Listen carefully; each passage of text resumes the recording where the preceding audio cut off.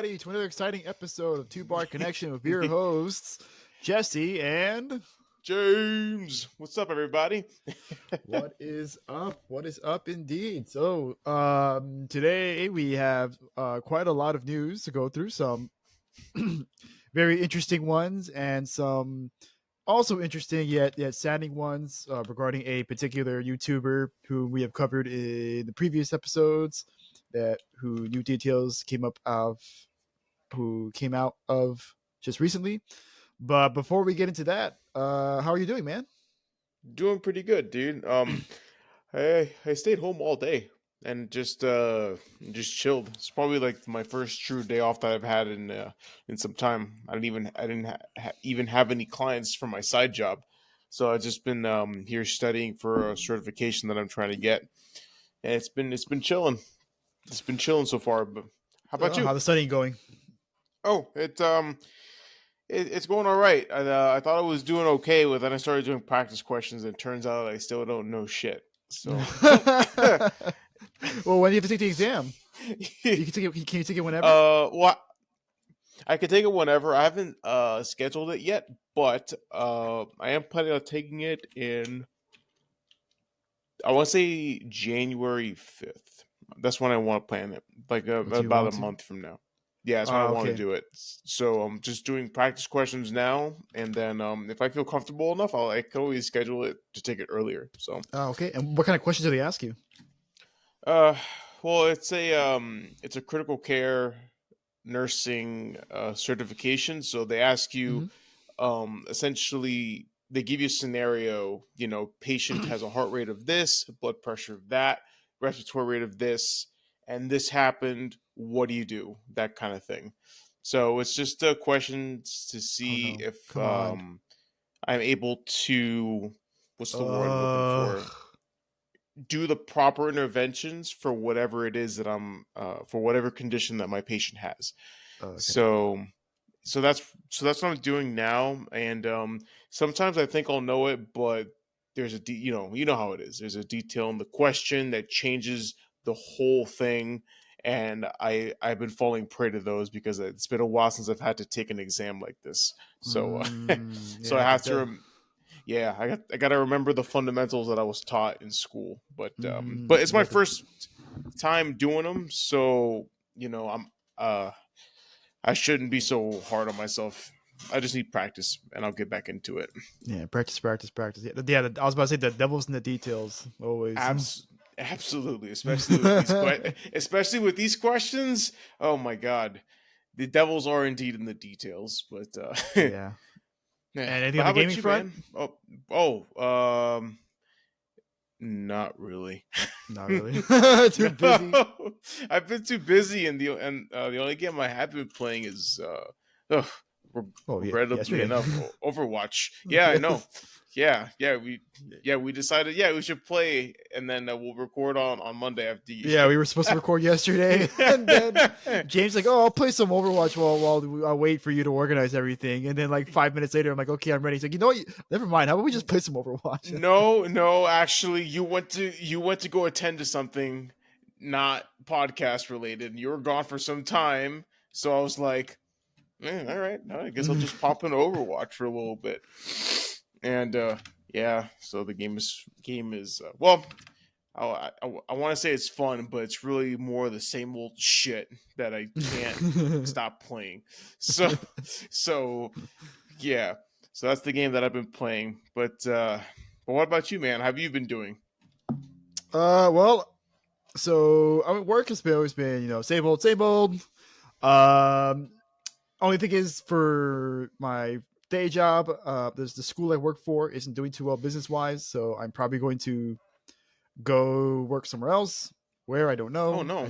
I just know I got to work somewhere else because I haven't had a class there in over a week now at this point, and the sales team can't seem to get a group together. So yeah, I have just had the scraps up until this point, and now like I don't even have scraps. So I'm probably going to go work somewhere else, somewhere where they can actually give me some students to work with. Oh man. Oof. I mean, Do you have a place in mind already, Yeah, or you? my director actually recommended a few places because even he himself is looking for a job in for next year because he's like, yeah, I'm done with this. He's only had like one private class and one conversation club. Mhm.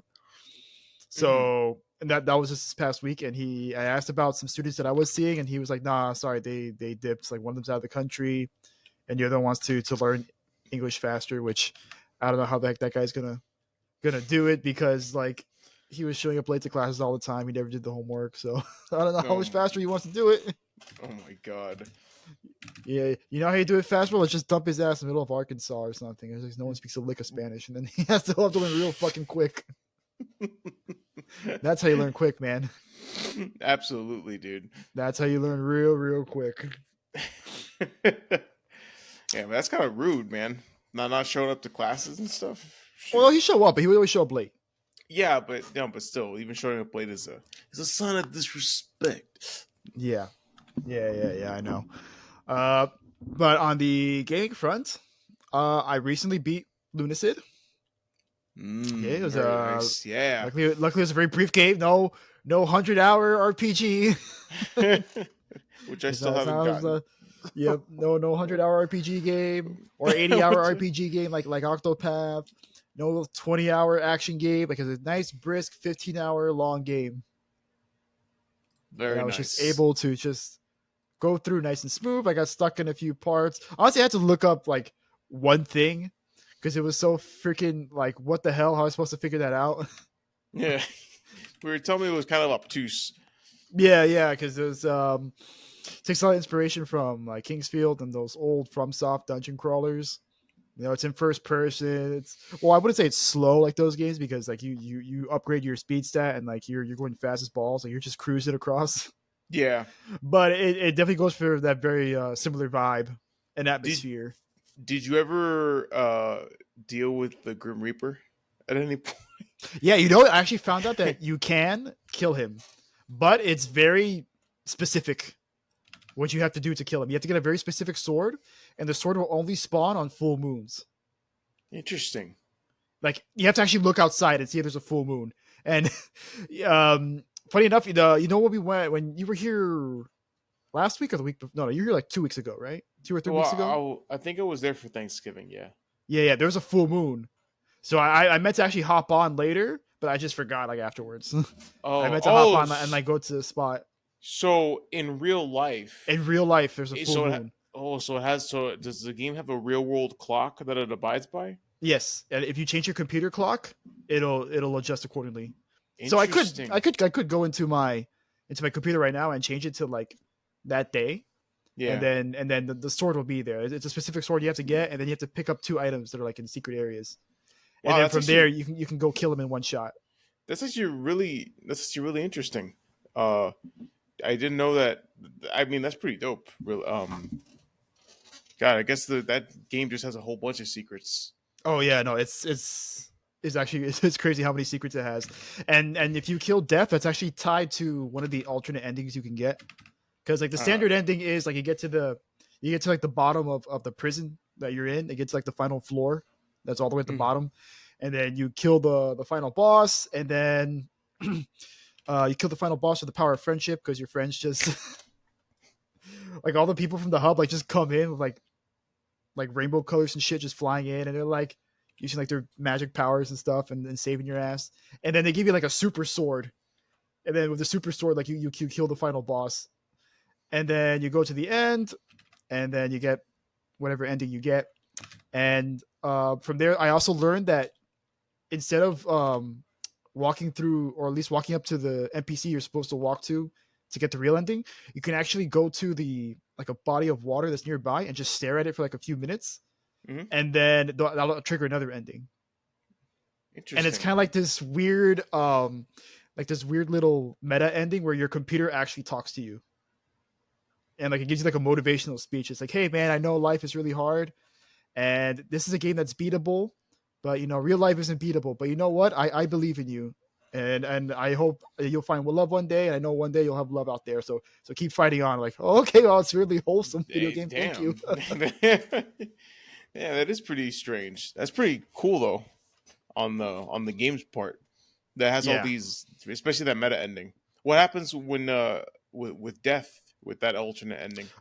So for that one, okay, so the second to last area that you go to is like a temple that where this mad wizard used to run experiments on it, and Hmm. you could, and then when you get to his room, you see his journal mentions about a god of cruelty and about how if you can have you perform acts of cruelty, you will earn something called cruelty coins, which you can use to open a door that will lead to the outside world. Hmm. And so, in order to do that, you have to complete 3 tasks that are referenced inside his journal. One of them is kill Death, and the other one is kill the Jotun, and then the other one was put like some blood on some sacred shrine. Hmm. Oh And then you'll get damn. the 3 coins, and then you can access the door and you can leave. And that's another ending. Oh, okay. Interesting. Well, I know the you probably did the blood thing because remember you were trying to like put blood on shit, trying to open random. Yeah, yeah. It's so it's so funny how like that spell just activates so much shit. It's so weird. Like at times I was just like, I'm just gonna do it just for the heck of it. It just works. It happened several times. So after beating Lunacid, then I bought Sea of Stars, and Hmm. I've been playing that. And both Sea of Stars and Lunacid are probably gonna go on my Game of the Years list. I'm not gonna say what positions they're in just yet. Yeah, no, that's Um, for that. all, That all part we know comes for later. sure is just Baldur's Gate is number 1, and then everything else is just Ev- afterwards. Everything else is afterwards. Absolutely. Yeah, we're gonna have to call that episode the Baldur's Gate Awards. It's just Baldur's Gate's The nominated for Baldur's Gate everything. Award. Baldur's Gate's nominated for everything and wins everything. Just wins everything. Not no which, room. which, speaking of Baldur's Gate, I'm gonna talk about Sea of Stars a little more, but Yeah. um, well, I'm gonna mention Baldur's Gate later because they had released a new patch with a new with an epilogue. Yes, I remember you telling me this. Yes, okay. Well, I'll talk about that in a moment, but because that was the third thing I did. The Sea of Stars, though, is it's an indie Japanese RPG game, even though it's made by Brazilians, I think. But it's in the style of like old Japanese RPG games from like the Super Nintendo era. So it's supposed to be kind of like Chrono Trigger and Super Mario RPG, and I love it. Like it's great. It's absolutely gorgeous. Like it's beautiful. I gotta show you afterwards, like some area. Well, actually, no, I'm not in a good area. I'll probably have to send you some pictures. Yeah. But the game is absolutely beautiful. Beautiful art, great music. By the way, I forgot who they got. They got some famous Japanese composer, and I cannot remember what his name is or for what. I think he might have composed the music for Chrono Trigger because it sounds very Chrono Triggery. And Hmm. Chrono Trigger has great music. So this game has amazing music, like some of the best music of the year, easily. And beyond that, the combat system is it's fun. It's a little simplistic, but it's really fun. It's pretty much like Super Mario RPGs battle system with Chrono Trigger's battle system. In that, like when you attack and you do spells, you have to like time your button presses to like get bonus damage, or you have to hold it to like charge up and then release at the right time. Like every spell has like a mini game associated with it that you have to Hmm. perform like time button presses or hold or whatever it is that asks of you. And then you have what's called combo attacks, which is like you and another teammate like tag team to like do a special attack, which is very similar to Chrono Trigger with their double text and triple text, which were pretty much like your tag Hmm. team attacks. Okay. Cool. Like for example, the main character, two main characters, one of them is fire themed and the other one is like water themed. Like they're sun and moon themed, and then fire and water. And one Hmm. of their tag team attacks is one of them will like summon a boomerang in the shape of the moon, and the other one will summon a fireball in the shape of the sun, and then they'll fuse it together, and it'll form like a super boomerang, and then it'll hit enemies. You have to like press A, like bounce it between the enemies, over and over and over again. That sounds pretty But fun. yeah, it is. It is. It's a very fun game. I highly recommend it. If even if you've never played Chrono Trigger or like Super Mario RPG or any of those like Super Nintendo era RPG games, it's a great game. It's really great. The only thing is the writing um, isn't isn't always the best. I like the characters, but like the main characters, for instance, are kind of bland. They don't really do much. It feels like all the other characters are the main characters, and the main characters, the ones that you're supposed to be playing as, are like more like they're more like passengers to the story, even though they're supposed to be Mm. like warriors of like the solstice and the moon. So they're supposed to like be the ones to fight the ultimate evil in the world. But So, because do the other you? characters are more important. Yeah. Do you find the main characters relatable at all, No, they're just or they what don't is really it? they don't really talk much, and when they do, it's kind of like just generic dialogue. Hmm. Yeah, most of the time, like the person who really gets like the biggest story moments is their friend, Garl, who's doesn't have any superpowers, but he decides to join them anyways. And then like a ninja girl joins your party, and then she has more story. Like I just reached like there's like a reached big story moment with her, and then like there's another character you meet that's like he's like a wizard who has like a history with the main villain of the series of the game, Hmm. and it feels like I just hit a big story beat with him too. So now he's out of the party for story reasons. And then I got another character who is very late in the game. Like I'm 75% done with the game, and like he just joined my party. So, but he seems to be significant too. Hmm. So I think so far that's been like my main gripe with it is just like the Bland writing main is characters. yeah, the writing isn't as good as it can be, Yeah. and the main characters. Okay. All right. Interesting. But overall, great game. It's definitely gonna be my top games of the year. Cool. Well, I know you 100%. play. You played it at one of the Steam Next Fests, right? Yes, I did. Yeah, Yeah, yeah, yeah, yeah. yeah. That's how I remember it. And the demo is out. I still think it's out. So like, if you want to try it, you're not sure about it, you can go and try it out on Steam, or you can get it on Game Pass as well. Ooh. It is on Game Pass, and despite that, the game is still doing well. I think it's sold like 200,000 copies, something like that, 250,000 copies. Oh, that's pretty good. So, and yeah, that's in spite of Game Pass, because Game Pass is always gonna probably cannibalize some sales. But they're Yeah. doing all right. And then for Baldur's Gate, they did the prologue. So for the prologue, I mean, they did more than just that. But the prologue is like the most important thing because it's something that everyone wanted. Because the ending to Baldur's Gate 3 is a little like Oh, you mean epilogue? epilogue. Yeah, I'm sorry, not prologue. Yeah, Epilogue. it's sick. Yeah, Epilogue. it's okay. Yeah, sorry, epilogue. Because like the game just kind of ends. Just, Yeah, I remember you telling me that was like a pretty. I don't want to say disappointing, but you were kind of like, huh. Okay, I guess okay. that's it then. Yeah, just like, oh, okay. Well. Game of the year. But Still game of the sorry, year. but continue. Sorry. Yeah, so essentially the epilogue takes place 6 months after the game, after the game ends, and as long as you load up a save after you beat the final boss, it'll trigger. Like you don't have to like start a new game or anything like that. You don't have to reload too far back. Like literally, I did it. I saved in the middle of the boss fight, like right when I'm about to kill it, and I killed it, and then it just triggered anyways. So Oh, as okay, long cool. as you yeah, so and that's why I did it because I figured like they're probably gonna do some epilogue stuff because like they've been adding cutscenes and stuff to the game, like with Yeah. Karlach. Like they added some stuff with Karlach. So like I figured, oh, maybe they'll add some stuff with Lae'zel or something because I didn't really like how things ended with Lae'zel. I wanted to leave with her. Like, why can't you let me just leave with her? She says, no, baby. It's like, but my people. I'm like, yeah, I know, but your people, but me. I could be a part of your people. I could be your people. Well, the thing is, you could decide between convincing her to stay with you or letting her go. But to me, like, it made more sense story wise for her to go fight. Yeah, of course. To go fight and free her people from Blackif. Yeah, of course. It was just like the evil Lich Queen that rules over the Githyanki. Yes. Yeah, it made story sense to me, and I don't mind a bittersweet romance. Yeah, of course. It gives it depth. Like depth. Sorry, not depth. Yeah, depth. Yeah, death would be for Blacketh. Yes. So Depth, when you she's literally the false queen. Sorry. Yes. The false queen. She is the false queen.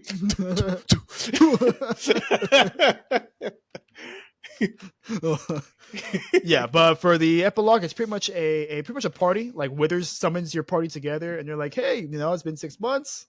Y'all just come together, chill out, drink, be merry, whatever. And so you get to go around, and it's mostly just the main party members. Unfortunately, I would have really liked it if there had been other NPCs that show up, but it's mostly just for your main party members and Mm. Volo. Volo's there too. Oh well, Um, I love Volo. yeah. Oh, you'll love his conversation because he's a trip. Uh, yeah. So then you talk to your teammates, and you do some catching up with them, see how they've been, and it's all reflected on your choices, and so it's going to change from person to person. Hmm. Apparently, they record like thousands of lead lines of dialogue, so there's going to be all sorts of variations for everything, and most things should be taken into account. And as for me, of course, I went straight to Lae'zel, who at the time was an astral projection because she was not on my world, Yes. and share very passionate kiss of her, and you have your conversation, and you know what? The best thing of all is, you know what she says? What she What? calls you? My love. And I was like, oh my Oh, God, she said the L word. No, not lesbian, it's the other L word. Yeah, I just screamed like a fangirl. Then I'm like, she said it. She loves me. Oh my God. Yeah, so you poor soul, dude. Lae'zel deprived. well, Shishetsu will come after me as soon as she kills Vlaakith, so What do you mean? Oh, do you mean come for you? yeah. Yeah. Yes. Yeah, she's like, I'm gonna come after you. It's like, actually, that's in line with her character. She very well may have said that. Yeah. No, she will. She said like not even the Overgod will stop me from coming back to you. Oh. God, So yeah, this game's good. I know. So I can only imagine what you will experience. I don't know. Yeah, don't spoil anything for me yet. No, of course, because you haven't even reached Act 3. Well, that's a lot of shit happens in Act 3. Act 3 is pretty big. It came with a lot of performance. I haven't tested the performance improvements because apparently they improved the performance even more. So I don't know how it's going to be. Maybe it'll be good. I just know like the first time they improved the performance. It was okay.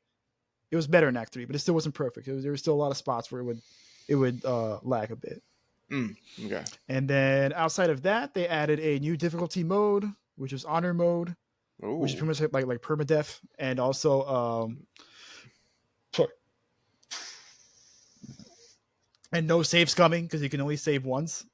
Oh shit! So you can't save scum, and bosses have legendary actions as well, just like in regular D&D. So they can actually act outside their turn sometimes. That's lame. Yeah, that's how bosses work in D&D. That's lame. So yeah, there's stuff like legendary resistances, where they could just be like, "Oh, I failed the save. Okay, well, fuck it. I'm just gonna succeed anyways." That's how bosses work. So they kind of just threw that in there. God, so and here I am thinking tactician was the hardest one for us. Now we got to contend with that. We would need a full party for that. Absolutely. Oh God, I don't know. Full party people who really know what they're doing. That's okay. It's okay. We'll find them. They also added custom difficulty, so you can actually modify the difficulty settings for it. Oh, interesting. Yeah, like you can adjust the enemy aggression. You can even hide perception checks. Like like how it shows you if you failed a perception check or not. Like as you're walking around, you can turn that off, so it's just nothing happens. Oh, because like when it says perception failed, it's like you're already on your toes. Yeah, you're like, like even though you failed, you're like, oh shit, something's up, right? Dude, that'd be funny if you're just walking through like a hallway and all of a sudden you just get fucking like murked or something, or a trap engages. And that's already happened to me too many times, even with the notification. So I would just walk around the corner and it would come out at the last second, and I just trip the wires and just explode. I had gotten several party waves because of that. Yeah. Sounds like Game of the Year is just getting better and better. Oh yes. Very nice, dude. Game of the Year. Game of the Decade. Game of the Decade, absolutely. I'm already calling it Game of the Decade. I feel bad that I can't fucking finish it, but goddamn responsibilities. I know, adulting. A lot of adulting.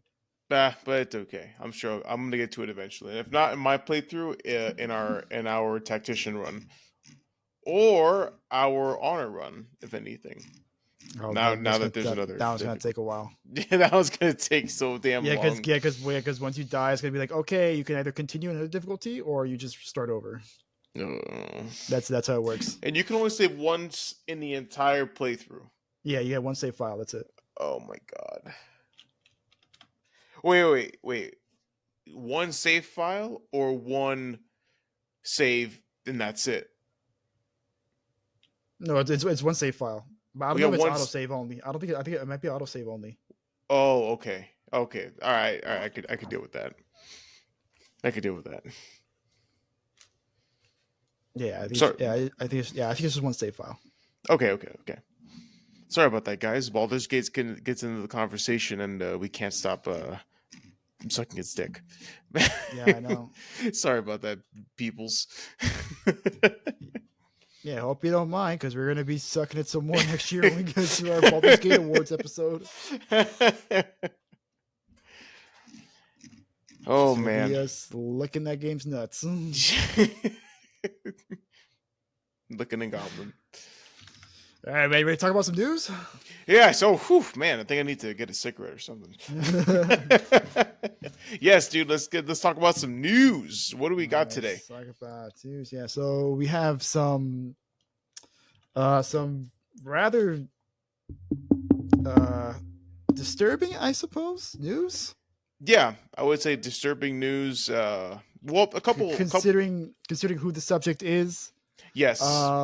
But so if for those of you who listen to us regularly, previous episode, I believe we discussed Jirard the Completionist, Yes. who has been recently accused of committing charity fraud by YouTubers Carl Jobst and some ordinary gamer Mudahar. After they performed an investigation into the IRS files, which are public information, by the way, of the Open Hand Foundation, which is a charity started by Jirard and his family. Now, if you remember, as of right now, there's about $600,000, somewhere around that ballpark, in money that's been sitting in that account for well over 10 years at this point and has not been donated at all to fund Alzheimer's and dementia research, which is what it was originally intended for. Yes. Despite Jirard still continuing to produce Indie Land every year, which is pretty much like his annual charity event, which he uses to raise money for the Open Hand Foundation Fund. But there has been some further details as of late, as apparently the $600,000 mentioned is actually very, very low. Yes. Almost. I would almost say non-existent, but you know. Yes. Yeah. So important context. So for the Open Hand Foundation, Indie Land isn't actually the only source of income for Open Hand Foundation. There are actually several. There have been grants from Jamie Lee Curtis's foundation, which has been giving donations to the Open Hand Foundation for a few years now. Mm-hmm. Probably, I think recently, it's like within like the past 2 or 3 years. The examples that Mudahar and Jobs use is 2021. Yes. When I believe 2021. Actually, I believe 2019 was the first time she gave it. She gave 10,000 in 2019. 25,000 in 2021, and then another 25,000 in 2022. Now, that's not a problem because that has actually been accounted for in the revenue section of the forms. However, there is another source, and this comes from the PBD West Conference Cup, which is a golf tournament run by the company PBD West, which is a business owned by Jirard's father, Charles Khalil, which is a business consultation firm that specializes in convenience stores, because Jirard's father used to own a gas station convenience store himself. Mm-hmm. And this cup, has been running since 2003, and it's been running up until now. Now, the investigation by Carl and Mudahar the examples they give, because this actually goes back years, because they've been giving money to the Open Hand Foundation since it's starting in 2014, I believe. But from 2020 onwards, so we have here that, man, where are they? Yes, we have here in 2019, Indieland raised $109,000, but tax reports only showed $123,000, with PBD only raising $14,000. Now, the reason why that's an issue is because for many years, if you were to look at the earnings for PBD Cup, they would earn anywhere between $30,000 to $60,000 a year up until that point. And then from 2019 onwards, it seems like their earnings just like got cut in half, just out of nowhere. Yes. Even though you can see on the pictures that they're very lively events, they have many people there. And also on the website, they have a listing of like all the price tiers. Yes. For the sponsors, because how they raise money there, at least one way they raise money for the PBD Cup is through sponsorships, and they have all these tiers where it's like, okay, you can spend $10,000 and like these are the benefits the sponsor will get. You can spend $5,000 and this is the sponsor will get, and all those tiers are of course same. You got like platinum and diamond and all that stuff. Mm-hmm. And essentially, if you look at the pictures there, you'll see like on the banners who is what, right? So you'll see like Coca-Cola, and it's like platinum, for example. Dr. Pepper will be there for like diamond or whatever. And so the math just doesn't add up, right? So Mutahar actually did the breakdown of it here. So in 2021, right, he used 2021 as an example. So for the Open Hand Foundation in 2021 reported $136,000. And this all came from the Indieland, and from grants. And the reason why we know this is because Indieland started using Tiltify to process their charities, right? Yes. Any donations that they receive. Yes. So because of this, it was all transparent. Like you can clearly see how much money was raised, correct? Yes. And and Tiltify reports they only take at max 5% of the donations for processing. Yeah. Afterwards, everything else is just wired straight to them. Yeah. But the point is that there's an obvious paper trail. Like, yeah, there's a big discrepancy here where PBD should be theoretically making tens of thousands of dollars. And in the case of 2021, they would have made $62,000 off sponsorships alone. Mm-hmm. And this is even a low estimate of itself, because there's some tiers that Mutahar couldn't find price points for, so he just couldn't tell you, right? Yeah. And then there's also the raffle, because they do in PBD, they also do raffles as well. So we don't know how much money they make off that. But so far, based off the pictures of the banners and who we see, who's being sponsored under what tiers, they should have made at least $62,000, and that is $62,000 that is unaccounted for in the revenue. Mm-hmm. And so that's the big problem here. Like it kind of seems like Indieland and it's kind of like a front for PBD, where like it seems like Indieland is like trying to cover PBD's asses for like PBD stealing money from the sponsors, from multi-million-dollar companies, mind you, like Monster Energy and Coca-Cola. Yes. And Dr. Pepper. Multi-billion-dollar company. With a B. Right. Yeah. And so it just makes the situation with Jirard all the more worse, because as of right now, I mean, I imagine his family has been lawyering up at this point, and they're probably coming up with a statement, just like we said last episode. Yeah. They're probably coming up with something. Yeah. The first thing that the lawyers always do is they advise you to just stay quiet. Shut up. Yeah, just shut up. Yeah, especially if you're guilty. Like, yeah, you cannot say anything. So, yeah. So yeah, man. What are your thoughts? I know you only saw I only saw Carl's video, but like, yeah. So I only saw Carl's. All the information I gave you was more or less the same. No, it's more or less the same. I mean, you give them a numerical breakdown of everything. Carl just kind of, he gave some numbers, but essentially what he's what we're getting to is this can be resolved easily if he would just post, the account and show like, hey, this the money is here, or like just show us where the money is, because like you said, there's a discrepancy, and you know you have to be a god to fudge numbers because numbers don't lie. So this is pretty big. In fact, actually, Carl's Jobs posted a link at the end of the video showing what's it called? A link to, I think, to the Attorney General's office for the state of California to file a complaint of sorts.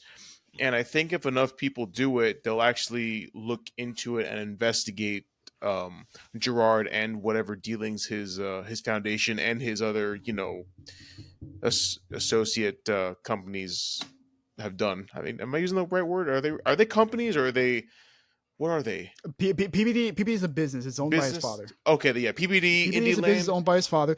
Indie Land's just an event. Yeah, yeah. So, It's just a charity event he runs. yeah, but they'll have to investigate everything because clearly there's money that's not being accounted for, and it needs to be looked into. And man, God help Gerard if the IRS get involved, which they most certainly will. Considering that this is really looking like fraud. I mean, I don't want to use that word. It's a pretty big word.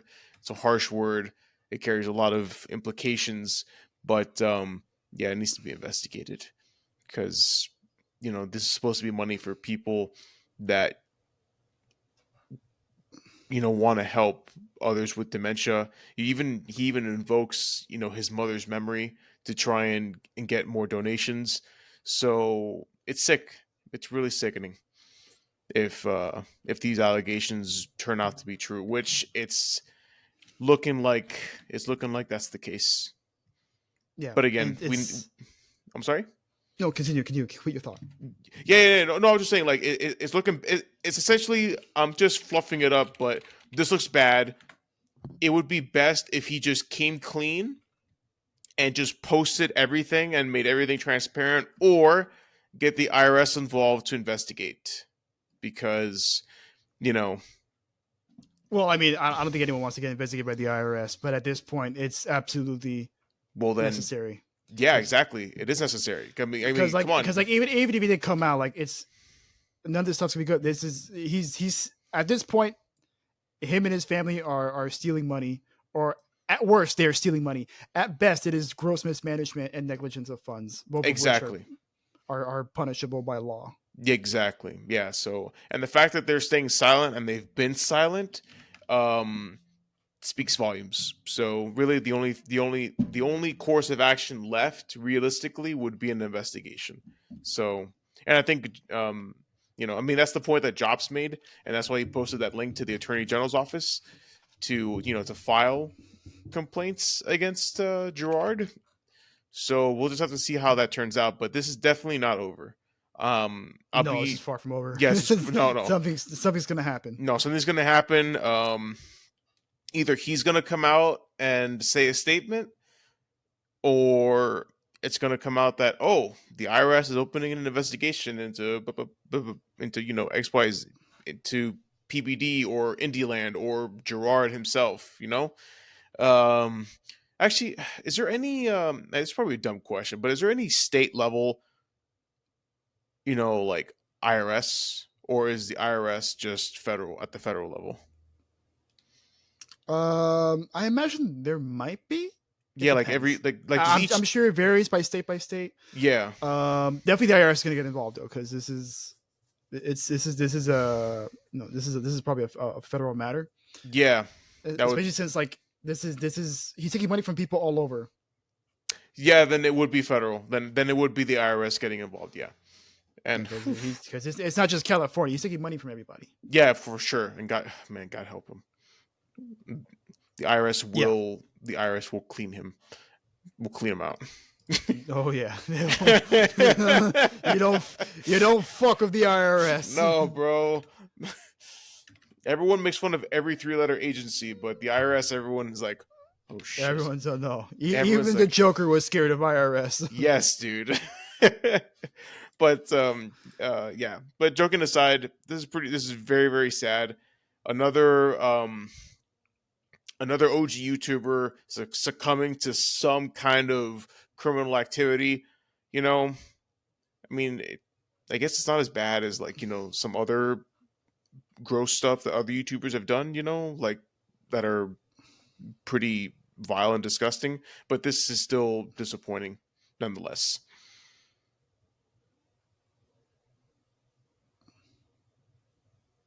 Yeah, no, very, very, very big. Yeah, you cut off there for a second, by the way. No, yeah, you But too. You too. You no. made you actually. It's funny. You're frozen on the face of like, and I'm like, what? What did I say? I'm like, oh wait, no, he's frozen. Never mind.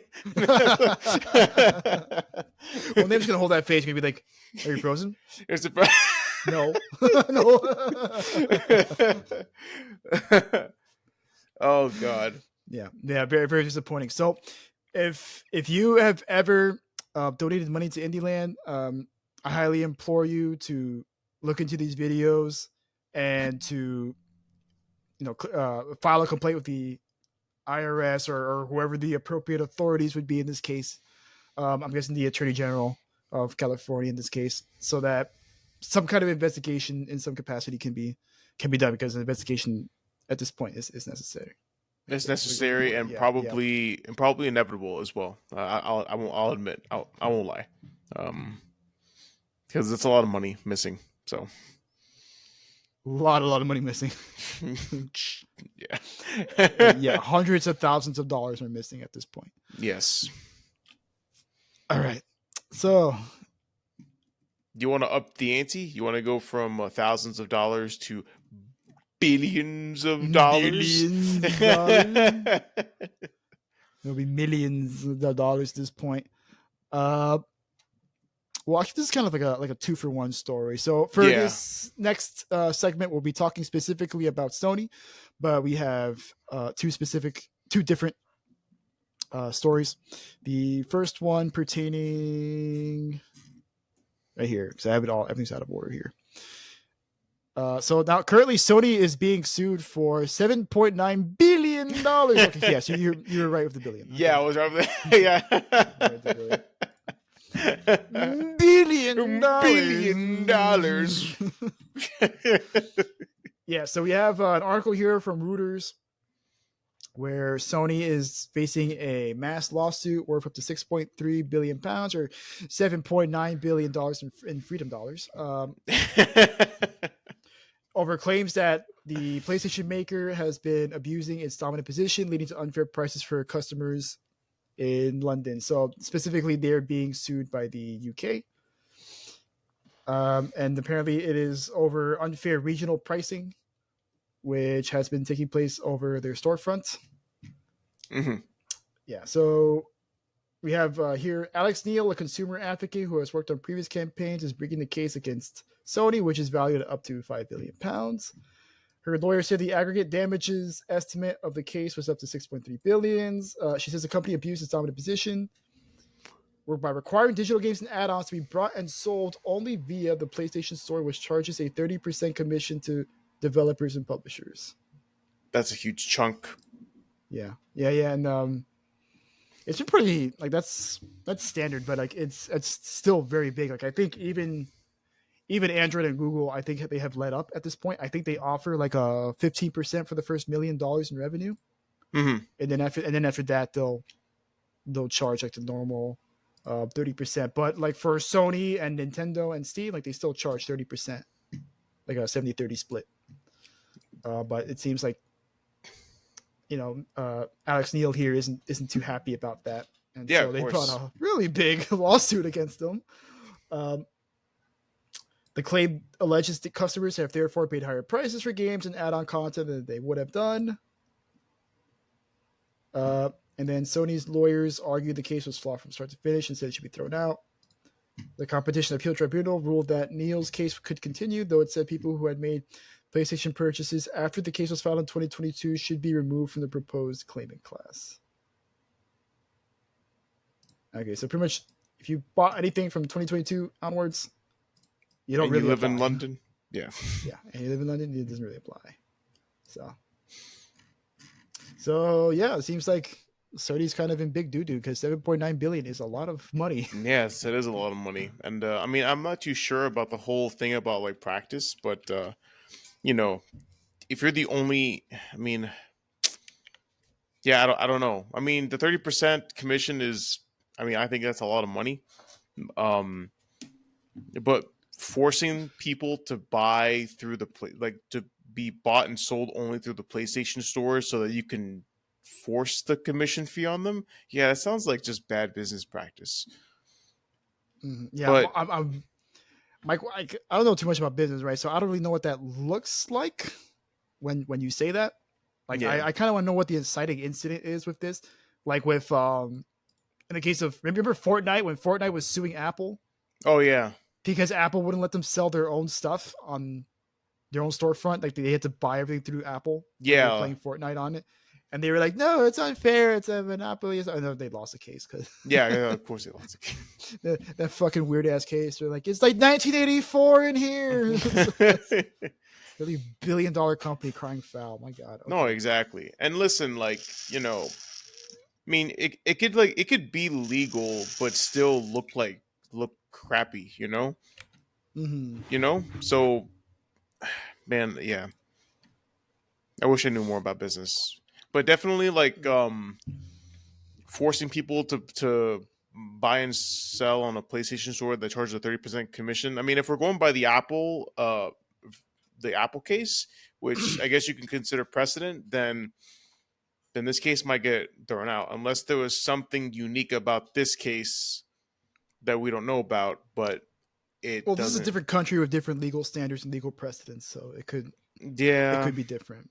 yeah. Because Apple and Epic that was here in the States, I think, Oh, okay, okay. I guess that makes sense. and then this is taking place in the UK, so it could be completely different. Yeah, I mean, does the UK and the US though they have pretty similar, you know, standards and practice when it comes to business, though, right? Or I'm not sure. I mean, generally, the Europe has better customer yes, protection laws. yes. And Europe was a part of the EU for a while, and so I imagine they Oh, adopted Britain, a you lot mean of those. Huh? Britain? You said Europe. Sorry, you said No, Europe no, was. no. I don't know. I'm saying they were part of Europe in general. Oh, yeah. Okay. Yeah, Europe in general has better um, consumer protection laws because of the EU, Yes. and the UK was part of the EU for a long time. So I imagine they adopted a lot of those policies. Even though they're no longer part of the EU, they probably Okay, then yeah. All they've been right. kind of grandfathered in. So a lot of that precedent and all those laws would probably still apply. So I mean, who knows? It could go either way because like we don't know anything about UK law. No, we do not.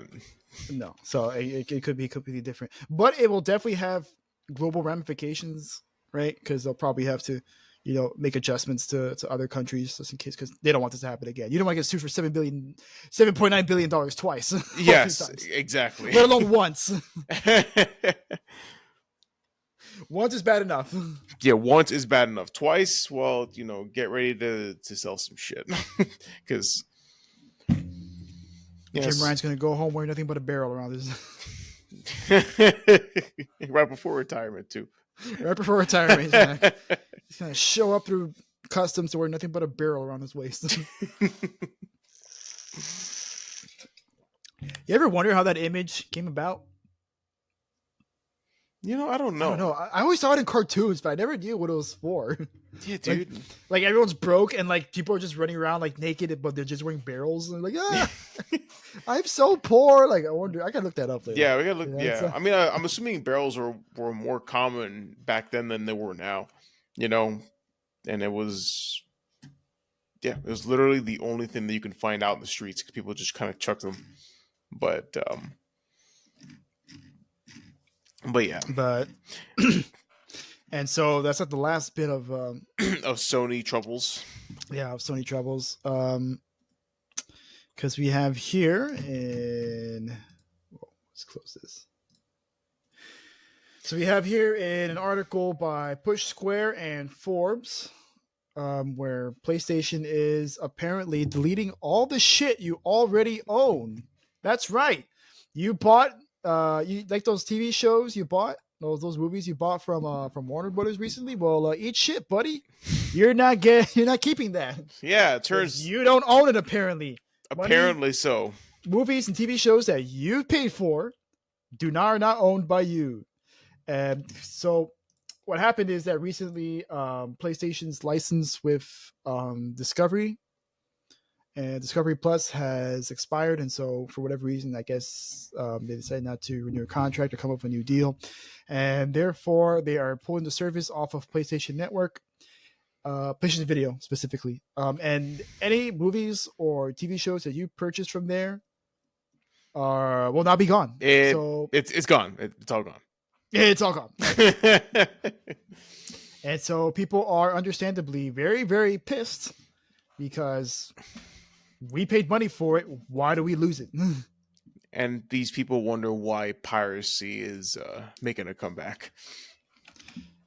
Yeah, so Sony is just making the case for why piracy is completely ethical and okay. Ethical, justified, dude. Yeah. Because I saw like a comment. It was like, oh well, if buying isn't owning, then piracy isn't stealing. I couldn't agree more. so, so, and well, another thing that this kind of brings up is the dangers of like an all digital future. Yes. Yeah, right. So like this is why physical media is still so important, because as long as the laws are as behind as they are when it comes to digital goods and media and owners' rights regarding that stuff, physical media will still always be the best option. Indeed. And I'm saying this as someone who has a Steam account with like 100 something games that are all Steam, but Steam at least so far has been I own those games. At most benign. I own like, those they don't games. seem to be doing anything, but not all companies are as cool as Steam, right? Most exactly. Of them are not. Well, remember, I think they're probably the only example of, that tried. I think we discussed this in the previous episode. Make a service that's better than piracy, and you'll see piracy will no longer be relevant. Then people can't seem to get that through their thick skulls. But yeah. No, man. These suits, man. Your David Zaslavs, your Bob Igers, they don't get it. They don't get it. They're just like, oh, well, we're not making money off it. Fuck it, just. Oh, we're not making money. It must be your fault for stealing our content. It's like, no, dude. Oh, Lord. There was something interesting though in the Push Square article that said that Discovery had merged with Warner Brothers. So apparently that could be a reason for the non-renewal, that they have to make a new contract since the company itself is Well, that happened a technically. while ago. Remember? That's HBO. Like, that's why HBO Max is just Max now. Yeah, well, I'm just saying that maybe that could be a reason. I don't think so, but maybe. Mm. But the point is, like, No. The why are you point taking is, stuff away? no, exactly. The point is, people paid for shit, and now you're taking it away. Same thing with Ubisoft. I think Ubisoft is doing that shit too. Like, I can't remember if it was Ubisoft or EA, but games that are sitting in your library and that you haven't touched in years, apparently It was Ubisoft. It was Ubisoft. Oh, It was Ubisoft. Yeah. Yeah, you see, which is fucking stupid. Which we have a story about them coming up pretty soon. Oh boy, yeah, we did. That'll be later though. Just you wait. But Yeah, just you wait.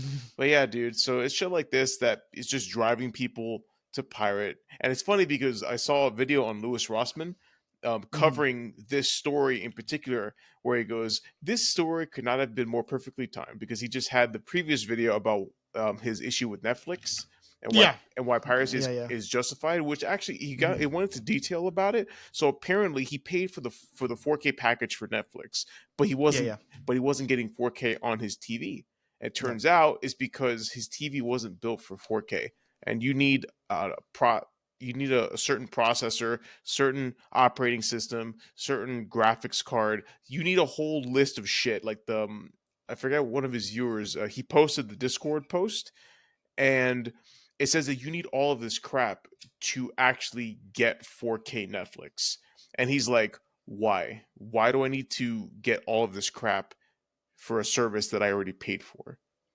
where And I he had to connect to the internet, I think, right? ex- Because he was trying to find some roundabout way to watch it. Because yeah. he didn't want to connect his smart TV to the internet. No, But yeah. apparently, require that connection. Yeah, no, he got the connection, but it just didn't.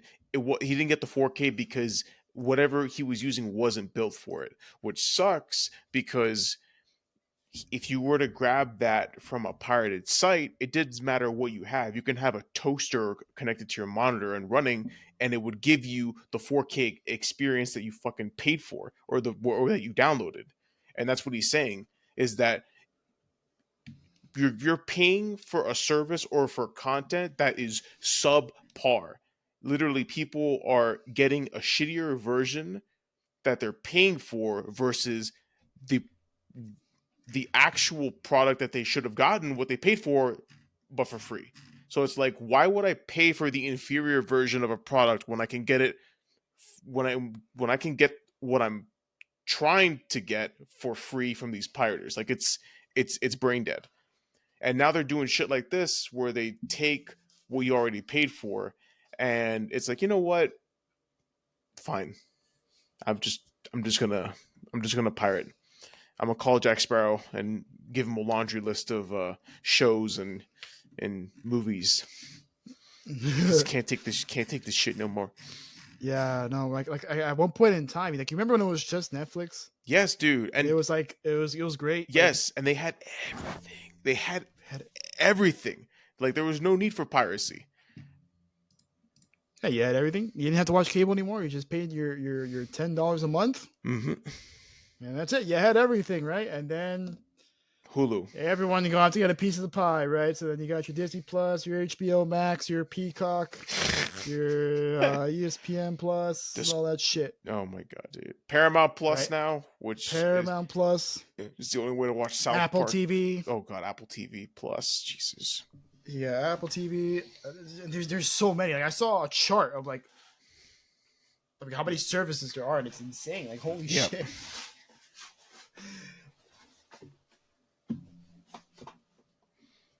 Yeah, I saw a chart of like how many there are. Yes, dude. There's so many now, and like licensing keeps changing. Licensing is just so confusing Yes, that dude. like shows can just be pulled for whatever reason, like either because of licensing issues or like in the case of Disney Plus or like HBO, they're like, we don't feel like showing this shit anymore. Like just Yeah, we're not getting dude. enough viewers, so we're just gonna pull it off. It's like, okay, well, Or they'll digitally. I'm gonna go pirate it then, since I can't see it anywhere else. Like, oh no, you can't do that, stealing. Like, well, you're not showing it. Yeah, dude. And also, they digitally alter the content as well. Like the content that's on the streaming platforms, they can just go in and change it at will, and you can't do anything about it. Yeah, right. So you can't even watch it like how it was originally intended Exactly. And I to be mean, shown. yeah, dude, it's just fucking stupid. Very stupid. Yeah. So if you have DVDs, keep your DVDs. If you have game consoles, try and buy physical as much as possible, because you will own it. Right. I have a few months back, I bought like a shitload of movies. I think I showed them on the episode. Yeah, I One think time. so. I got like the Matrix trilogy, Blade Runner, the Daniel Craig movies, the Daniel Craig James Bond movies. Mm. Like I got the collection. Oh, For it. nice. It's all 5 movies. All 5 movies. Yeah. So get your DVDs, get your video game discs, and keep them. Keep them. And then for everything else, Well, yo ho, and a bottle of rum. and a bottle of rum. You are a pirate. You do what you want because a pirate is free. You are a pirate. All right, ready for our next story? Yep. For our next story, not about pirates. Yeah, not about pirates. This story is major copium, though. I'm not gonna lie. Bro, honestly, I think the only reason that this is even a story is because of the man reporting is a legit source or a legitimate journalist. Yeah. So that's why we're even covering this. Yeah. Well, you want to know what one of the most painful things of being a fan of is? Please enlighten me. Star Wars. Okay, right? You want to know what the second most painful thing of being a fan of is? What? Tell me. Knights of the Old Republic. Because it seems like for whatever reason, we just can't get anything good with the Knights of the Old Republic. Or we can get something that's barely good enough. So in our next story, we have some updates on the Knights of the Old Republic remake. And issues surrounding it.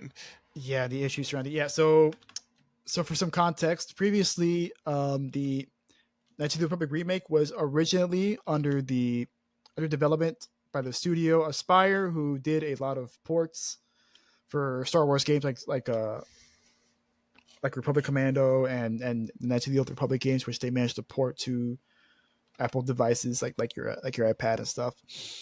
They were responsible for the remake, but due to, I believe, like funding issues and the fact that their unsatisfactory work, I believe, is what was cited, they had to shelve the game temporarily.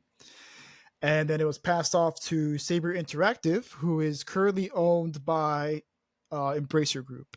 However, the Embracer Group, in all their wisdom, decided to be like, hey, we're going to spend a fuckload of money and buy all these studios and put ourselves in incredible debt so we can pump up our value and then sell the company to the Saudis. Oh, wait, Mr. Saudi, man, you don't want to buy our company? Oh, fuck. Let's cut off all this fat right here. And so with that, we were all very concerned over the status of the Knights of the Old Republic remake, as at one point it was reported that it was canceled internally, but it was just never confirmed. But as of November 22nd. November 21st. Oh, as of November 21st, reputable games journalist who works for what's he work for again? Honestly, I don't even know. I just know him. Damn, because he's Bloomberg. That's right. I'm sorry. There you go. Bloomberg, right? So yeah, so credible games reporter, Bloomberg reporter, one of the few actual like legitimate journalists, game journalists. Yeah, he's an actual game journalist. Reported that it's still alive, but it's still currently sitting in limbo. Yes, as of right now, and so with that, I am currently just huffing all the copium, be like, no, bro, it's gonna come out. I swear. Go ahead and we're gonna get that remake. Man, go ahead and huff Here, it. bro. You want some? No, some fresh... I don't. No. I already have my Overwatch copium that I'm still on. Okay. Some good shit, man. Oh my god, dude! I can't. God.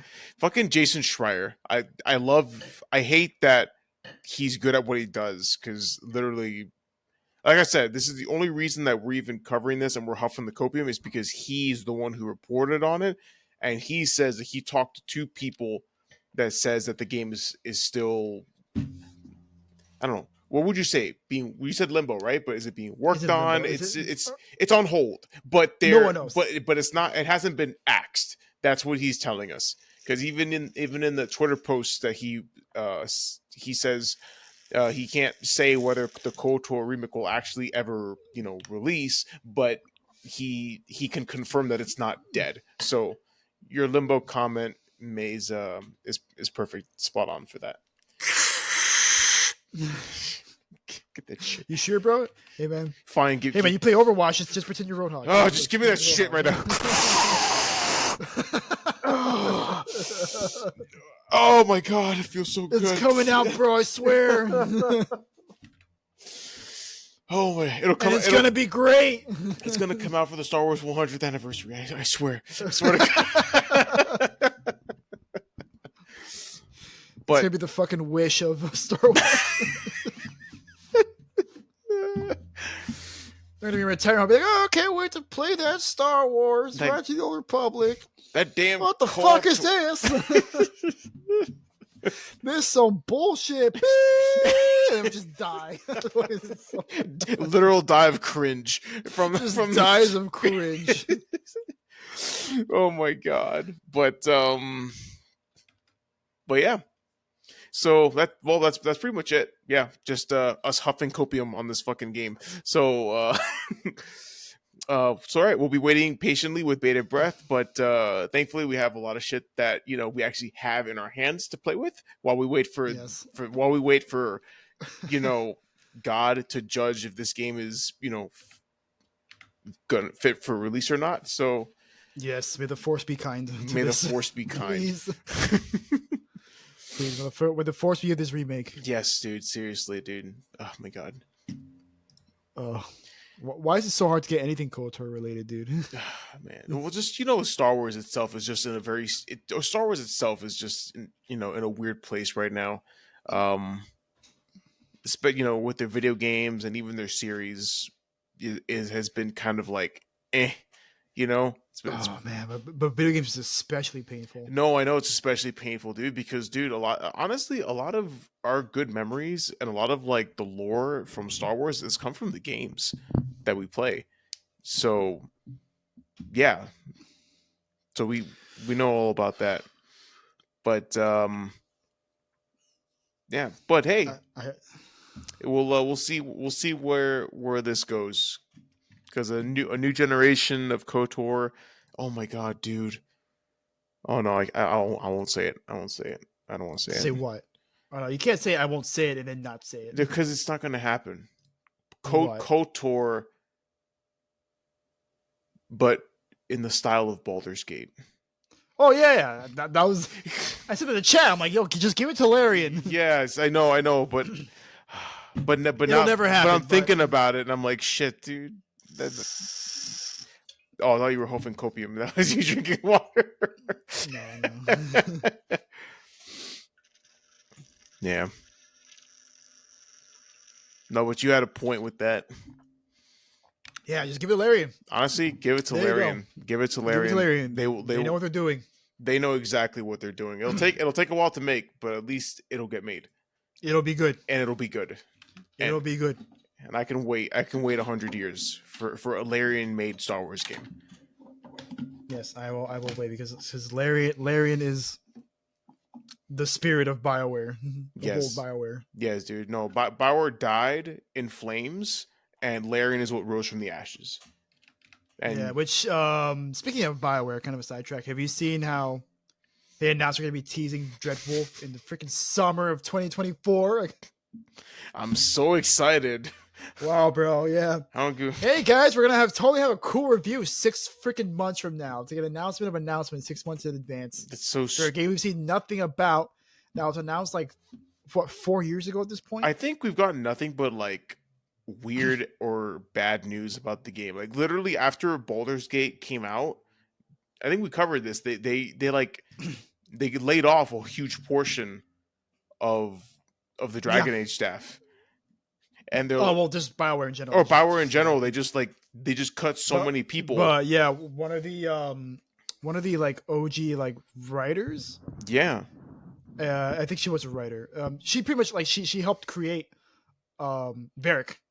Yeah. Like Varric was. Yeah, I remember that we covered it. And actually I think she was also a writer on the original 2 Baldur's Gates. No, that's a different guy. Oh, different guy. Oh, my bad. Sorry. I'm getting the people. But yeah, he got laid off too. Yeah, he got laid off too. Yeah. So, oh, fuck, dude, it was funny because Baldur's Gate came out and then they immediately laid off people, and I think they said that they put Dragon Age Dreadwolf on hold because you're like, shit, fuck, they did what we did all those years ago, and they did it better. I don't think we. And then there was leaked footage of Dreadwolf gameplay and it looked like God of War. Oh yes. Oh my god. Right. Yes. BioWare. My God of War game. And I felt like every Dragon Age game has been different at this point. Like, yes, dude. They've all been completely different from each other. Absolutely. Every game has been so different. They just can't set a direction for the series. But I digress. Yes. Let's continue the Star Wars discussion, man, because indeed, it's actually good that you mentioned the series. Because for our next story, we have here Dave Filoni recently got a big promotion to Chief Creative Officer at Lucasfilms. Indeed. So what that means is, well, I don't really know what the hell that means because I don't know what Chief Creative Officer means, but he's pretty much gonna be the guy that like green lights and like looks over everything Star Wars related in terms of like TV shows and movies and stuff. Probably mostly TV shows, but I know Dave Filoni has been kind of like a bit of a golden child among the Star Wars community. Yeah, because like He created the Clone Wars, the animated series, Yes, indeed. and people And people really love the Clone Wars, that series. there, no, dude, the Clone Wars is phenomenal work. Honestly, um, they made the. I mean, the prequels were fine on their own, but the Clone Wars made the prequels that much better, in my opinion, because it added a lot of context. We actually got to see, the Clone Wars take place instead of just like time jumps between the movies. You know what I'm saying? Uh huh. Yeah, Oh, he'll also be directing his own live action Star Wars movie too. Apparently, that should be pretty I think. interesting. Oh, they announced that back in April. I didn't know that. Okay. Yeah, Well, I mean, it seems pretty good. I mean, I'm so from what I've heard, like Dave Filoni, like it's kind of like two camps of people. Where like one camp absolutely loves him, but the other camp is like, yeah, but like he kind of like farms nostalgia a little too much, and like I don't know how to feel myself because I've never seen really any of his stuff because like the Clone Wars didn't really look all that exciting, and I was kind of like done with Star Wars at that point. I will. I will make a recommendation. Watch the Clone Wars movie, and then watch the Clone Wars TV show, and then from there you can watch Rebels and Ahsoka if you really want to. Yeah, that's a lot of stuff to watch though. Yeah, but Clone Wars is pretty good, and honestly, Clone Wars has got that. It's got that Saturday morning cartoon feel about it for the first season, for the first couple seasons. Mm-hmm. Sorry, I gotta Okay. scratch my back a bit, but dude, it's good. It's really really good. Okay. Man, you know what I wanted? I wanted. You remember that Gendy Tartakovsky one? The 2D animated like little Gendy. Yes. Dude, I wanted a full show of that because that was awesome. That was dope, and that's That why was we cool, but never. they were only like 10-minute episodes though. Mhm. So I wanted that, but we never got like a full series of that. But it was still good what they showed. Yeah, indeed. It was still very good. Like that was like the last Star Wars TV thing I ever saw that I really liked outside of Andor. Hmm. Oh yeah, and then Obi-Wan, but Obi-Wan fucking sucks. No, So. no, dude, no. We don't talk about That show is awful. dude. I was on the fence, and I was kind of like worried about like the quality of these Star Wars shows, and I thought Obi-Wan would be the one to bring it back. I have never been so disappointed with a with like a Star Wars thing, and dude, after Obi-Wan was done, I was like, nah, I'm done. I can't take this shit anymore. This was it was garbage. It was literal hot garbage. Did you watch Andor? No, Andor did not watch. Everyone says Andor is like, oh, it's No, different. Andor's No, amazing. I know, You have to watch it. I know, but my interest is dead. It's dead. Okay, well if I go over there, we're gonna watch it. Oh, or, Did or you watched Rogue One, right? yeah, of course. Rogue One was good. Okay, it's got that same vibe. Okay, see, that's interesting to me. But again, I don't have that drive to go watch it because I don't care. Okay, well if I ever go over there, we'll watch it. It's short. It's like 8 episodes. 8 episodes. I mean, Okay, are they well, making?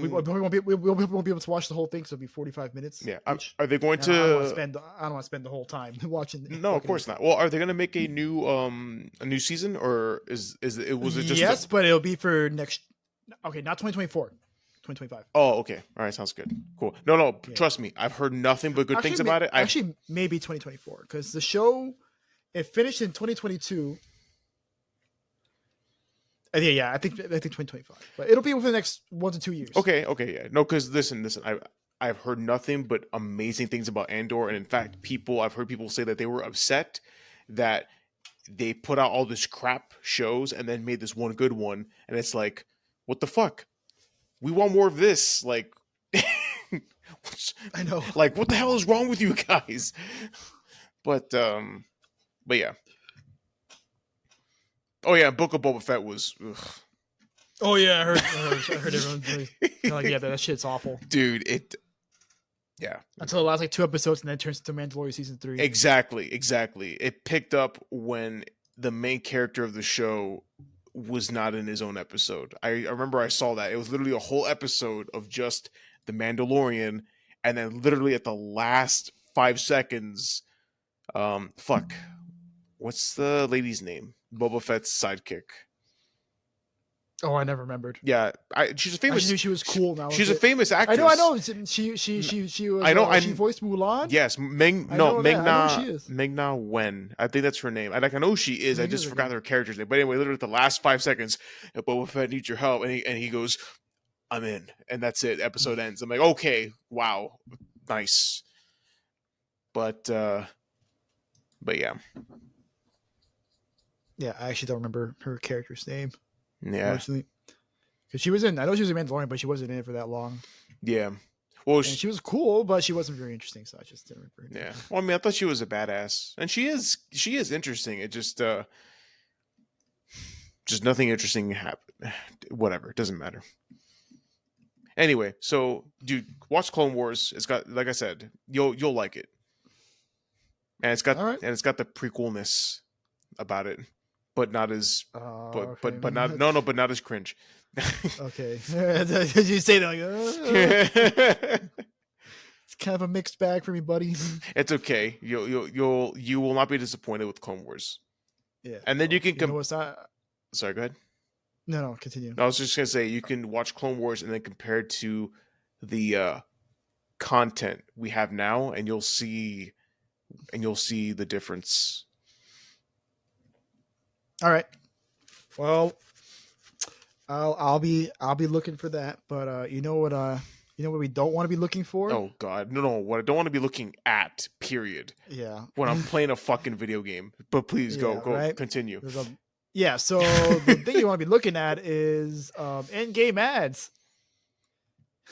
So this next story we have this article from The Verge about how apparently Assassin's Creed Odyssey was playing ads for Assassin's Creed Mirage in the middle of menus.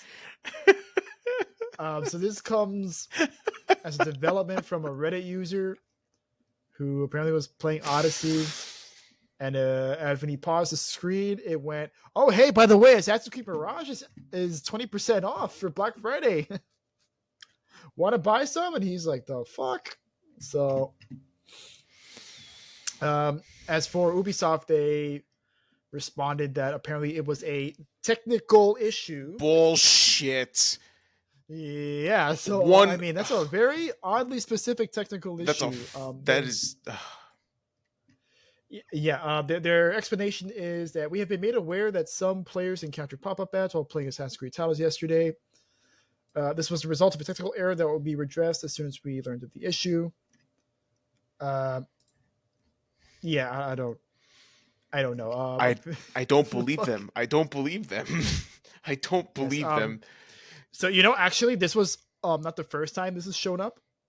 Apparently, like a few years, like when Odyssey first came out, there's like an old Reddit post of like someone who also got in-game ads. Yeah. As well, and like no one gave a shit at the time. Like no one paid any attention to it. But now, I guess everyone cares all of a sudden. So yeah. I don't want to see ads in my games. I don't care if it's a technical error. That's a pretty specific error, and it's a very, very specific error, and so it makes me very suspicious. Dude, an error that you can interact with. Yeah, no thanks. I'm pretty sure errors are anomalies. But the fact that you can close the window means that you're meant to interact with it. So no, I don't believe him. Yeah, it's a very, very strange thing. And also, there was also the Modern Warfare ad, like when you booted up Xbox, like it would just show up immediately. And I know a lot of people were upset about that as well. So this just seems like another way for, Gaming Corp to try and sneak in to see what they can get away with. Well, I know that I know the FIFA games, like the EA, like I think FIFA and Madden. I think they're also working on trying to put in ads while you play. Yeah, because of course they are. Yeah. but I don't know if they've actually gone through with it or not, or if it's just, or if it's Oh, been that way, or if it's been that way.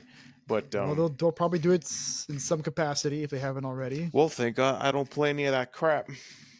No, good. Yeah, good at all. And you know what? They'll get away with it because tons of people just don't give a shit. They have millions and millions of customers, many of whom are kids who they just want to play as Lionel Messi and then score some goals for their friends, and then they don't understand the ramifications of microtransactions and booster pack or whatever loot box adjacent analog mechanic they have. Ugh. They don't understand that stuff, so they get them addicted. And then they're like, "Hey, I'll give you $1 bajillion. Just play Lionel Messi. Here's my parents' credit card." What the hell's credit? I don't know. This is your Credit. It's money, right? You know, a credit card. It reminds me of a. You remember Ned's Declassified School Survival Guide on Nickelodeon? Yeah, Um, yeah, it's a good show. yeah, dude, it was an excellent show. But Cookie, he had a credit card that his parents gave him, and he was just spending it on a whole bunch of random shit. And Ned goes, "Hey, you know how it works, right? You got a bill at the end of the month. Like, how are you gonna pay for it?" He goes, "I'm just gonna put it all on the card." He just keeps like, and he keeps like swiping. And I'm like, "Fuck, dude!" Like, oh, I thought this shit was so funny. But oh, yeah, good show. But yeah, oh man, oh, it's so much, such a cringe thing to do, man. Can you? I can only imagine like one day you're gonna get like Monster Energy gamer fuel ads and like when you're playing COD or something. Mom, do Man, I don't want to do that shit, man. Oh, gonna get Doritos ads am I gonna have to download ad block for our video games? for video games? Jeez. Maybe we should ask the FBI. We'll ask them again. Hey, Mr. FBI man. And knowing them, they probably already know the ad blocks for video games are already working on it since they always have the access to the latest tech. They probably will. They're just trying to. They just want to play some Fortnite and they get some. Oh god. But yeah, what is this? Adam and Eve ads? What the fuck is this? no, that's what I'm trying to. That's what I'm trying to block, sir. Oh, whoa, okay, you know what, Oh my god. You know, my wife and I have been experimenting.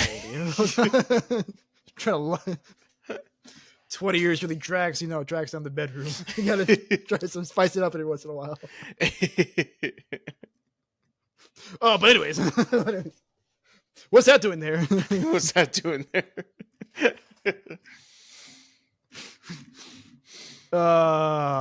Yeah. So that was. I don't like. Yeah, I don't want Ubisoft interjecting into my gaming experience like that. And of course, Ubisoft of all companies would be fucking doing this. Yeah. But hey, always doing the dumbest, weirdest shit to advertise. Like when they tried to jump into NFTs, they did the Ubisoft Quartz, which thankfully bombed. Of course, it bombed. It was crypto. Yeah. But hey, they're not the only video game company interjecting into our gaming experience. Who is? Who else? Oh, well, I mean, we have something that's pretty. I mean, I think it's weird. You sent me this story, and I didn't know what to think of it. But it seems Bethesda is directly responding to Starfield Steam reviews, and yeah, I think it's pretty weird. It's very weird, right? So for this next story, so as James said, Bethesda has been responding to negative Steam reviews with some weirdly weird ass responses. It's kind of funny how like the narrative around Starfield has kind of crash landed. Yes, yeah.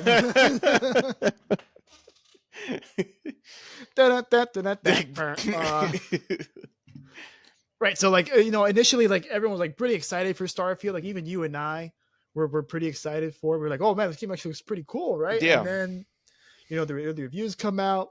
It gets a ton of 9 out of 10s, 8 out of 10s, some even 10 out of 10s, and then the game comes out for the general public. And as time has gone on, it's felt kind of like people have been a bit more lukewarm to the game Yeah, me as time has included. progressed.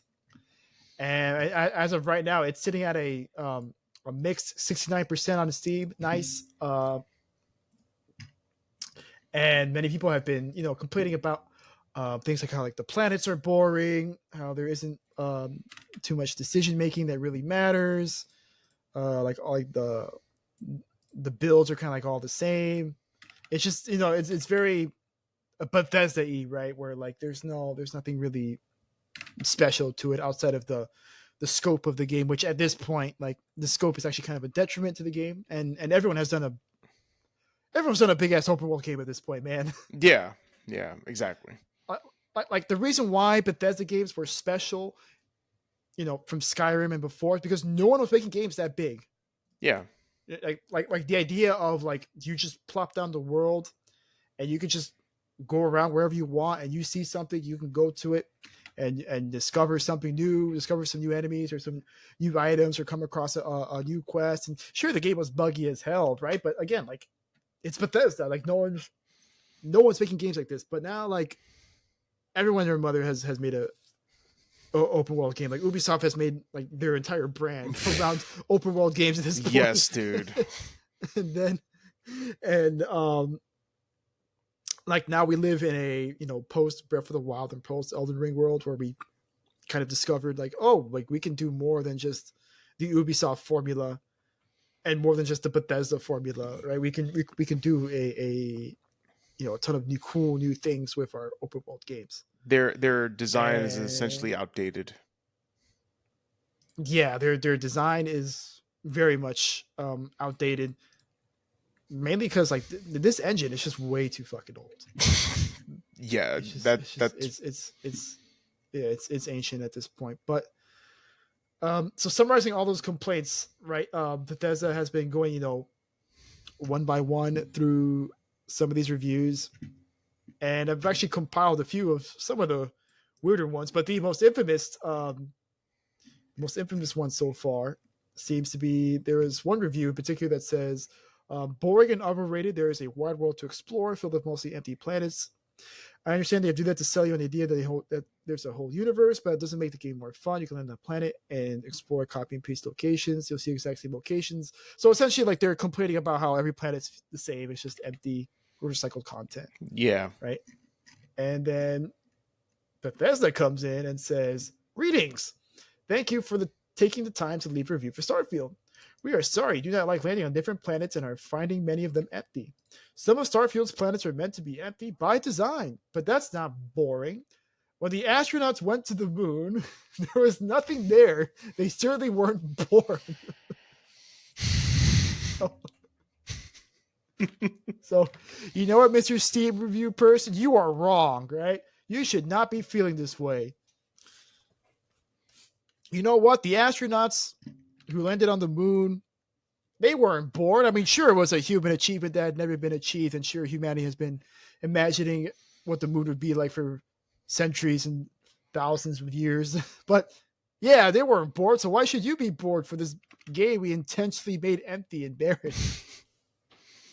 What? Right? So it's very strange. So yeah, very, I very, very weird. I'm pretty sure that if oh my god, do I even have to say it? They were literally What? on the moon.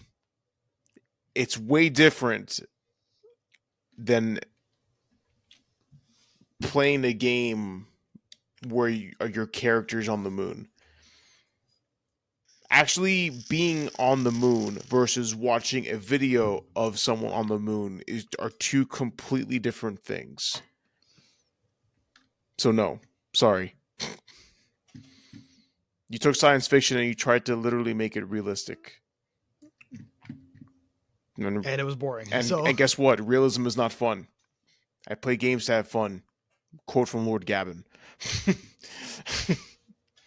yeah, Now, and I mean, and you've played the game, right? So I know that you said that you kind of dude, Burned out on I it. not burned out. It's just I. It was like from one day to the next. Well, from one day to the next, my interest in the game completely evaporated, and I immediately was like, "Huh, oh, let's see what else I can play," because I did not want to play Starfield, and it was so weird because I think the last thing I did was marry Amelia Clark. I know that's not her name, but that's the character. Yeah. But I married her, and I was like, okay, oh, that's so sweet, awesome. Okay, now what? Like, I didn't want to do anything else. So Blank, okay. yeah, like, Report to the ship. oh my god! Actually, if you go to sleep, you actually wake up from bed with her. But no, Okay. but you're both fully clothed. So I was like, Lame. lame. Actually, there was I forgot Couldn't even get some undies. dude. I think I can't remember who it was. It was a YouTuber that I've been starting to watch recently. His name is Dr. Skipper, and he actually has good Uh-huh. he has good content. But he had made a theory about Bethesda that he thinks Bethesda games, like, they're just making games so barren and bland and basic so that the modders have an empty canvas to work with. Yeah. That's And they're like, and that's what I heard too. yeah, and I was like, I mean, I understand that sentiment, but I don't think they do that shit on purpose, especially since there's no monetary incentive to do so. I mean, they tried the whole monetary, monetizing mods, way back when with Skyrim, and we know how that turned out. So, I mean, I don't know how they would. I don't know, but yeah, definitely outdated and outdated design. The modders will save the game, absolutely. And honestly, I'll probably play it again when there's plenty of mods uh, for for download. But we'll see. We'll see what happens. With some mods, the spicy kind. No, of the tasteful kind. Tasteful kind. The The culture. culture. Kind. Yes, there you go. Thank you. The cultured kind. but Yeah. but but all jokes aside, if the game is not good, like if the base game itself is not good on its own merit, then what the fuck are we even doing? Why are we here? You know. So, and the fact that they're responding and they're like, it's not boring. It was. No, it's not boring. This is by design. This is the fun part. Yeah. Although I got more here if you want to hear them. Oh yeah, please do, please. So I got another one where they're pretty much like complaining about like how like the RPG mechanics are kind of shallow, right? The weapons and loot are kind of bad. The world isn't very interesting. There's too many loading screens. Uh, and then there's another response here. Greetings, we are sorry to hear you. This has been your experience. We feel Starfield is an RPG of hundreds of hours of quests to complete and characters to meet. Most quests will also vary on your character skills and decisions and massively change the outcome of your playthrough. Try creating with characters of different backgrounds and characteristics that clash or are opposite of your previous character. You will feel like you are playing a totally different game. Put points in different skills from characters you previously crafted, and you are now faced with completely different decisions to make and difficulties to encounter. There are so many layers of Starfield that you will find things you never knew were possible after playing for hundreds of hours. Dude, they're so. No, Mr. Reviewer, bad. You are playing the game wrong. I love this. Wait, there's one here about loading the fast traveling and stuff. It's like, oh, well, there may be loading screens and fast traveling. Just consider how much data the computer has to process to fast travel. And I'm like, okay, listen, fast traveling takes zero point 0.5 seconds because of the loading screen. But that 0 0.5 seconds, I have to do 10 times in 5 minutes. 0.5 times 10, that's 5 seconds of loading time. Needlessly, not because of the loading screen, but because of the fast traveling. Like, there's so much, like, that's literally all it is. Think of all that data we couldn't be bothered to fucking compress and properly optimize. Oh my. because our engine is old as fuck. And not to mention the fucking 10, 15 seconds it takes to find where the fuck you're looking for the fast traveling, because Hmm. it's not one map like in Skyrim. Now it's a galaxy map. So there's Hmm. multiple dots, multiple planets. So you got to no, sorry, multiple solar systems. So first you have to find the solar system, then you have to find the planet, then you have to find the place to land on the planet. And it's a lot. It's, and you don't even get to actually fly there. Like, it's just you just end up there, right? Like, there's no actual like flying. No, you want to know why? Because No Man's Sky did it better. You can actually fly to other planets. You can, do hyperdrives, and essentially there is loading screens, but they do that trick where there's like a transitional thing, but they Hmm. did do it well, and and it's really fast. I think the farthest I've ever had, like the most I've ever had to wait, is a minute and a minute. No, actually, yeah, probably a minute. Of like going from using the pulse drive, which is like your hyperdrive, to go from one planet to the next. But the thing is, you're actually engaged in the world. You know, it's not really a loading screen. Like you could stop at any moment and stop where you're at mid jump Hmm. and start exploring the space around you, and then go back right into the pulse drive. It's not a loading screen. So you're still engaging with the world, and that's why people don't mind that distance.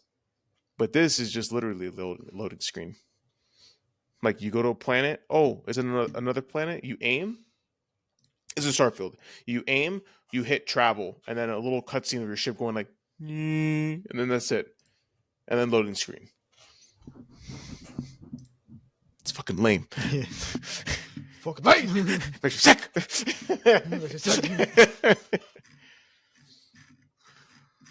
But yeah, Yeah. so it was great Well, when I first started, but now I'm just like, I can't be bothered to play this crap. And of course, the fucking Bethesda inventory system. Oh my god, weight based, and you can't sprint, and you can't do shit. oh yeah, I know. I get it. I know. I I get it. know. It's a part of the fun, but you know, if I was immersed in the world, it'd be something I deal with. But because I don't care now, all of the minor inconveniences are at the forefront. So now I'm just finding more shit to complain about because I can. No, yeah, no, absolutely. So, all in all, it's a rather disappointing It is. open world game. So But it you know what's not going to be. Oh, I'm no, sorry. no, What were you go gonna go say? go go go for it. I was going to segue, man. No, go segue. I'm done talking about this shit. Okay. Scrap. You know what probably won't be a bad open world game. This will not be a bad open. Yeah, This this was just shadow bombed onto all Christmas of us came today. early. Oh, you there? You there? Oh wait, Okay. there we go. Damn it! God Yeah, damn yeah, it! okay. Riverside, you ruined our I don't know why segue. it's been doing. Yeah, damn it. It's okay. Start from scratch. Record scratch. You know it's not going to be a bad open world game? What game will not be a bad open world game? Hey, you know what was Shadow Drops? Bro, this is literally a Christmas came early scenario. Yeah, well, not for Rockstar. So we have the new Grand Theft Auto 6 trailer that came out a day early, but a day ahead of its December 5th reveal after being leaked earlier today. I guess Bethesda went, well, fuck it, it's already out there, so we're just gonna put it on. Rockstar, you said Bethesda. I'm sorry, Rockstar. Yeah, My bad. get Rockstar. that the Starfield taste out of my mouth with something that looks pretty fucking good. Yeah, and look good indeed. And it's so the sequel to GTA 5 is finally real, officially real, even though it was been leaked like 3 times to this point. But hey, in 2025 we're gonna get a new Grand Theft Auto game after like 10 years of Grand Theft Auto 5 milking money and being like the most profitable Bro, it was so, entertainment property ever. dude, it's Ever. incredible. It's absolutely insane how much money that game made alone. Not just in like re-releases to new generations of consoles, but just the online. Oh my god, the online makes Dude, so much money.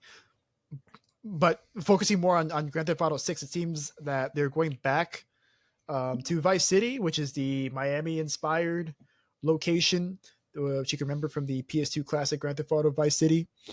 And man, they really captured Miami. Holy crap.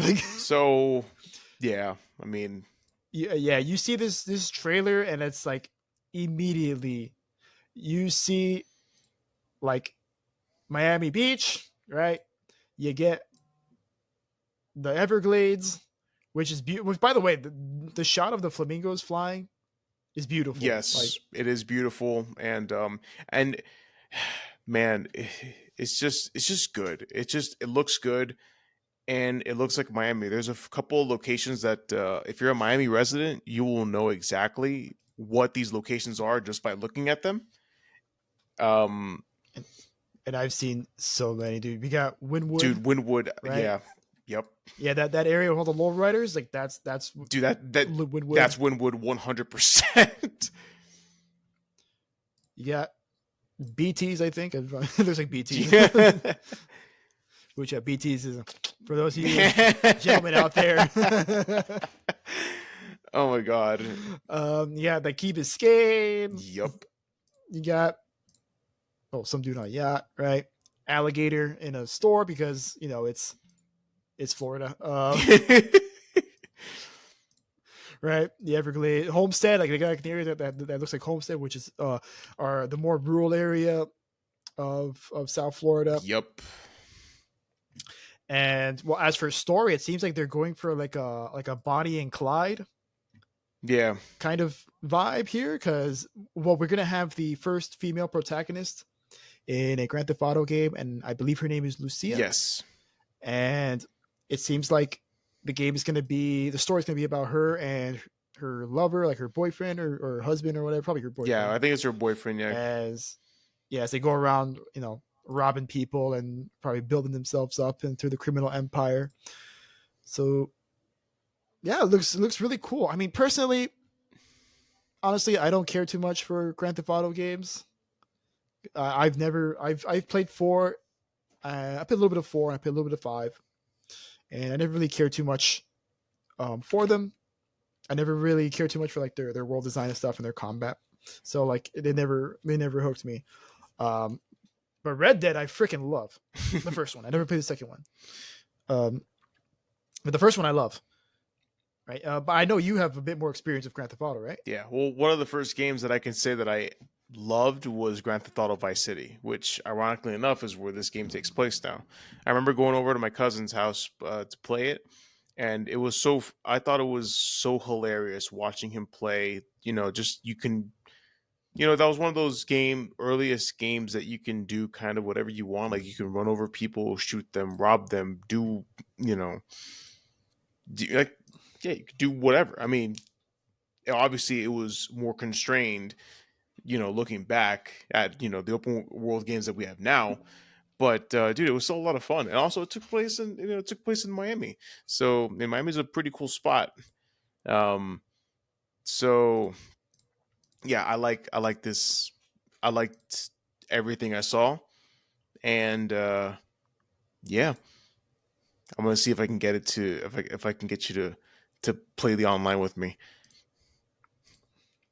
I mean, I might. Definitely the Vice City locale, inspiration. The Miami inspiration definitely motivates me to play the game. Yeah. So probably. I mean, I remember playing GTA 5 online with my cousin.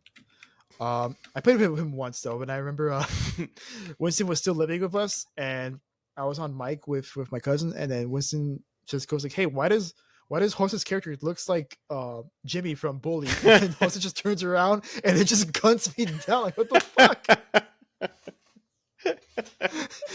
I was the one who said it. Dude, that was funny. he just fucking kills you. Like the fuck? What did I do? Jeez, that's another great game, by the way. Bully. I highly recommend that. Another Rockstar game. Yeah, Yeah, another yeah. I Rocks. remember you playing Yeah, that. that one was fun. But I digress. Anyway, GTA 6 has been dropped and it's going to come 2025. It said, right? Yeah. So it's expected to come out in 2025. So still some time away. You know, plenty of time to delay it, which it probably will get delayed. But I mean, we'll see. You know, the Grand Theft Auto community is rejoicing all around, and of course, this game is probably going to make a bajillion dollars. And then online, they're going to open up online, and it's going to make more bajillion dollars. Yep. And then we'll have to wait another 10 years for GTA 7. I just hope that they don't make this game where you have to pay per hour of play, like the owner of Take Two suggested. That would be awful. Oh, don't worry. I'm sure they'll find some way to Yeah. do something scummy. Yeah. Oh no, I'm sure. That is their cash cow. Yeah. 100%. That I think they do the NHL games too. Oh, do they? I think so. I think 2K does NHL. Oh, So yeah, they have a sports game and Grand Theft Auto. Like sports games are always going to make a shitload of money because you're going to make money off normies. yep. Right? Normies. And then GTA is GTA. Like GTA is going to make bank no matter what. Yeah, but goddamn, dude, like, I can't say enough how good this game looks. Right? Absolutely. Yeah. Beautiful. Yeah. I probably may or may not like the gameplay, but it does look beautiful. Like even like if YouTube's compressed nonsense, Yeah. it makes it look like shit. Like it still looks great. Yeah. And well, that is it. And so Yeah. that concludes our episode for today. You want to sign us off? Absolutely. Thank you so much, guys, for joining us for this episode. We really appreciate you guys, taking the time to listen to what we have to say and the stories that we got to cover. Please be sure to subscribe to our channel if you enjoy our content. Leave a like as well because it helps us out with our algorithm. And you can also find us on other platforms. We've got Apple Podcasts, Amazon Music or Amazon Podcasts, and also Spotify as well. And also leave a comment if there's any stories that you want us to cover in the future, or maybe there's a story that we may have missed, and we'll definitely take that into account. Yeah, so thank you guys once again for listening. So with that being said, good evening, good afternoon, good morning, wherever you are. Peace. Bye, everybody.